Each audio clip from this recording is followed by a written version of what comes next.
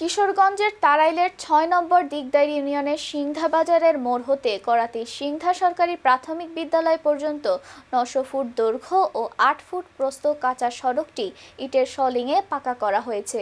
এতে স্বস্তির নিঃশ্বাস ফেলছেন এলাকার মানুষ। জানা যায়, তাড়াইল উপজেলার নির্বাহী কর্মকর্তা তানজিলা আক্তার সিংধা বাজারের মোড় হতে করাতি সিংধা সরকারি প্রাথমিক বিদ্যালয় পর্যন্ত কাঁচা সড়কটি সরেজমিনে পরিদর্শন করেন এবং এলাকাবাসীর মতামতের ভিত্তিতে ইউনিয়ন পরিষদের উন্নয়ন তহবিল থেকে ৬ লাখ টাকা বরাদ্দ দেন।